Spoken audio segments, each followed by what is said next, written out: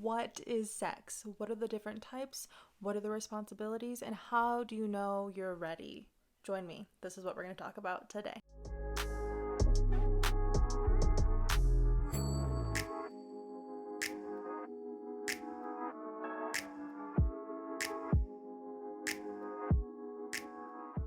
Hi everyone, I am your host Naomi Lopez, and you are watching the very first episode of Eggplants and Peaches.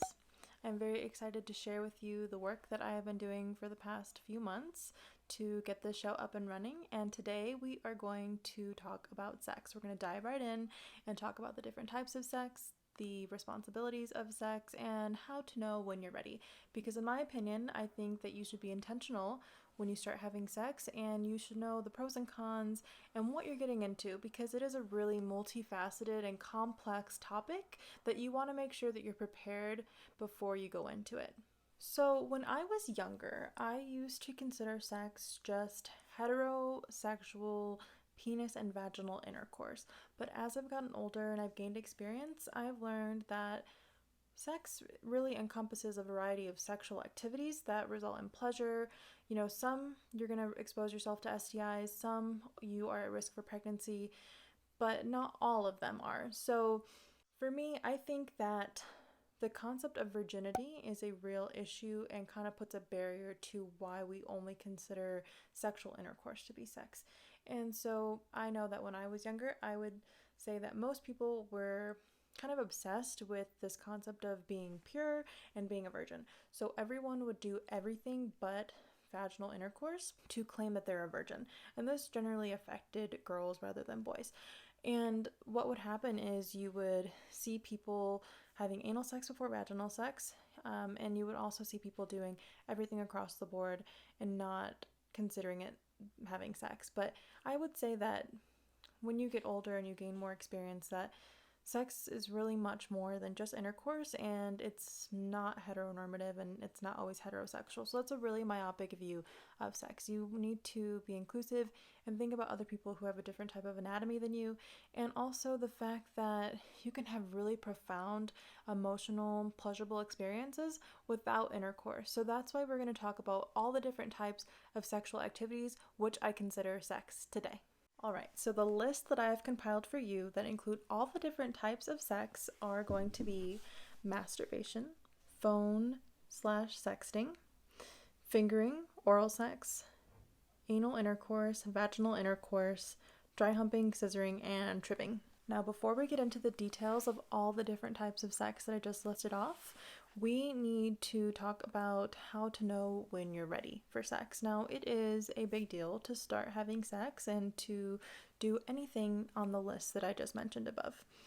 And so you know when you're ready to have full-on intercourse when, first and foremost, you want to. Now, this means that you actually have the bodily desire to have sex, and it's not because your friends are doing it, and it's not because you're pressured to do it.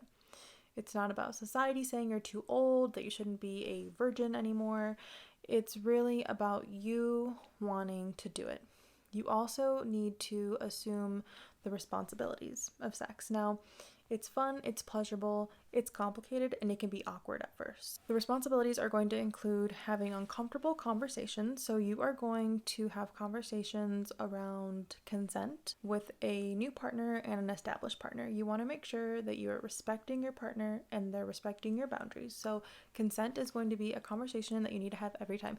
You cannot assume that somebody just wants to have sex with you or just wants to be kissed or anything when it comes to their personal space. So you have to have questions with people on consent, such as, do they want to do this? Do they want to go further? How are they feeling? You need to gauge their body language on consent, and the next episode is going to be on consent. So if you have questions, you can submit anonymous questions at eggplantsandpeaches.com, and I'm going to get to those before I start filming episode 2.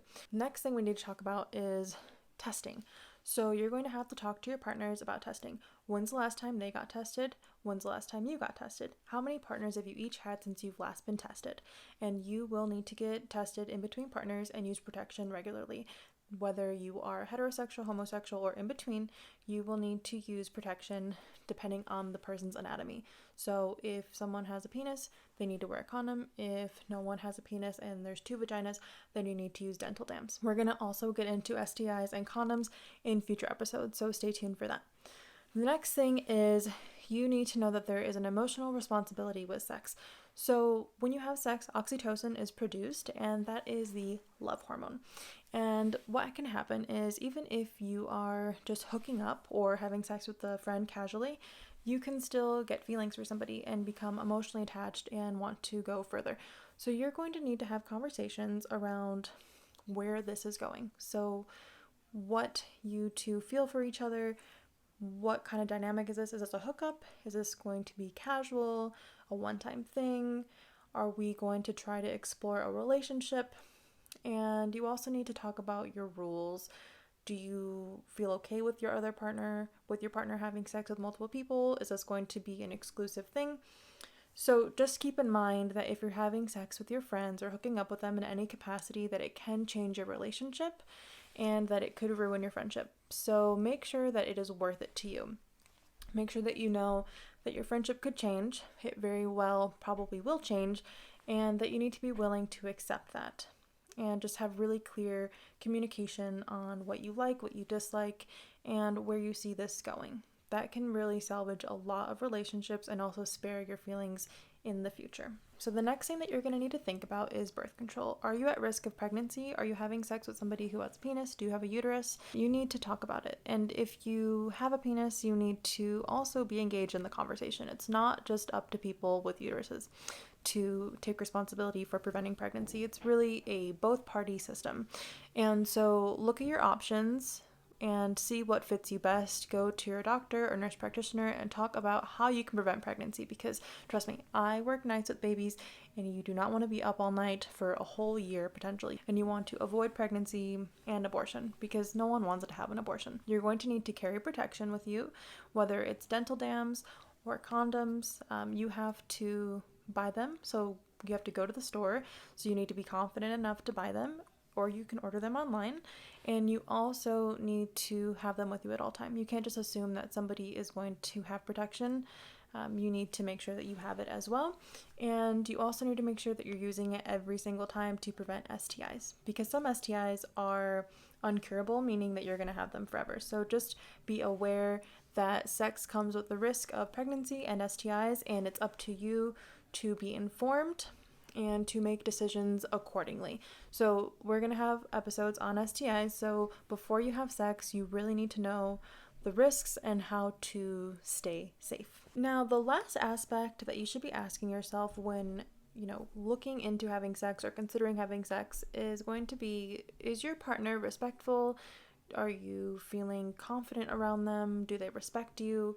And I know I talked about this a little bit before, but you want to make sure that you're having sex with the right person, especially if it's your first time. You want to make sure that it's someone who is going to be respectful of your boundaries, your body.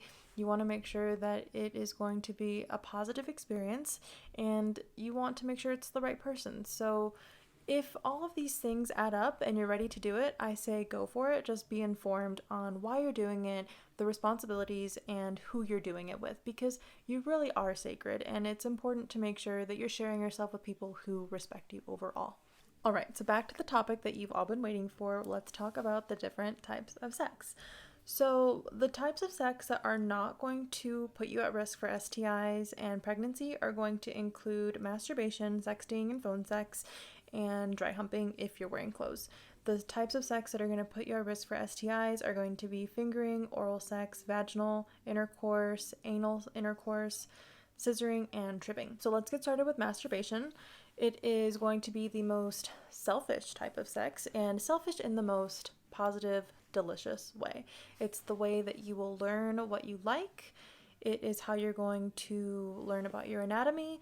It is going to give you these intimate experiences that are going to keep you from being self-conscious. Now, when I say keep you from being self-conscious, it's really nice to masturbate and not have to worry about what other people are thinking and kind of your role as the second party.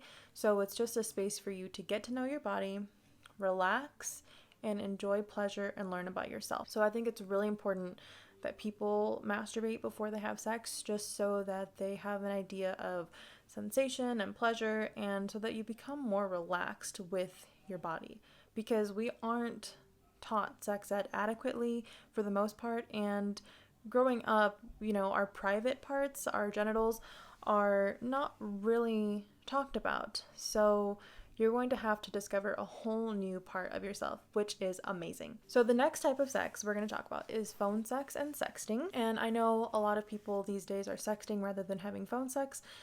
And I just want to make sure that we're all clear that if you are under 18, sending or receiving photos, or if you're 18 and someone who is under 18 is sending you photos, that you can be charged with child pornography, even if it's you sending a picture of you, because you are under 18. At least in the United States, this is the law, that you are a minor if you're under 18, and so you need to be aware that you unfortunately can get charged with child pornography if you're sending nude pictures of yourself or of other people, or if you have nude pictures of people under 18 in your phone. So I recommend not sending nude pictures until you are of age, so that you avoid this hurdle, because you don't want to be charged as a sex offender for sending a nude picture of yourself. It's really harsh, but it's the truth. So just be aware of that. And also, if you have your face in the picture and you're sending it to somebody and it leaks, or they send it to other people, then your picture could get out in the public. So that's something to kind of be aware of. You may want to avoid having your face in the picture, just so that your privacy is respected, but also consider if you're under 18, you could be charged with child pornography. The next one that we are going to discuss is fingering. So this is going to include hand jobs or fingers in the vagina or anus, because that can be pleasurable for a lot of people too.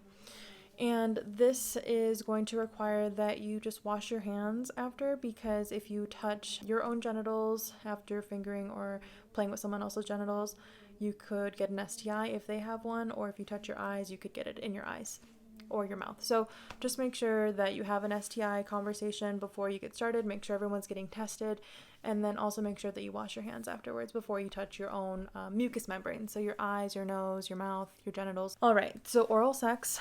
You are introducing bodily fluids from your mouth to someone's genitals, and so you're going to want to make sure that you're using condoms, or you are going to want to make sure that you're using a dental dam if you are going down on somebody with a vagina. Now, the next type of sex is vaginal intercourse. So if you're having sex with a vagina and a penis, then that is going to put you at risk of pregnancy and STIs. And so with that, I would recommend using a condom every single time, talking about birth control, and making a plan to stick to protection. So having it with you all the time, making sure your partner has it, and also looking at the fact that you can get STIs. You're going to want to talk about that too. Now, anal sex is another type of sex that you can have, and you can have anal sex as a heterosexual couple, as a homosexual couple. So you can use a strap-on with vaginal or anal intercourse, and you can use a strap-on to enhance pleasure. So with anal sex, we should talk about the fact that the anus is physiologically designed differently than the vagina. So the vagina is meant to stretch. It is capable of pushing out a full-size fetus, and the anus is not. So what that means is when you have vaginal intercourse, there isn't going to be as much tearing if you're properly lubricated. Whereas when you have anal sex, there's going to be some microscopic tearing. And this can put you at high risk for STIs and HIV, because the function of the colon, it's to absorb water, and it goes directly to the bloodstream. And what that means is if someone has an STI and there's a microscopic tear, then that STI can readily absorb into the bloodstream and infect you. So it is considered a little bit more of high-risk sex, because the chance of infection is higher because of the design and physiology of the anus. So we're going to talk about this more. You really need to wear a condom and use protection, but like I said, you need to use that regardless. So just so you know, that's a difference between vaginal intercourse and anal intercourse. So with anal intercourse, you're going to want to go slow, warm up, use lubricant, and use protection every time. The next types of sex are not really talked about very much, but they include dry humping, tribbing, and scissoring. So dry humping is a type of foreplay, and it can also be the main event, and it's quite fun if you are looking to kind of warm up to sex but not quite have intercourse. And Most of the time it'll include just rubbing against somebody with your clothes on or your underwear on and getting hot and heavy, but you're not having full-on intercourse. And then scissoring, that generally happens between two people with vaginas, and essentially if these are legs and this is the genitals, then they would cross like this, and that would stimulate the clitori. So each person will have a clitoris, and this kind of rubbing sensation would stimulate them. And then you have tribbing, which is somebody who generally has a clitoris who is going to be rubbing on someone else's thigh. Anytime that you have skin-to-skin contact, you're going to want to make sure there's protection and put a barrier there to prevent STIs. Alright everyone, so we just finished episode 1, What is Sex?, where we discuss the different types of sex, the responsibilities of sex, and how to know when you're ready to have it.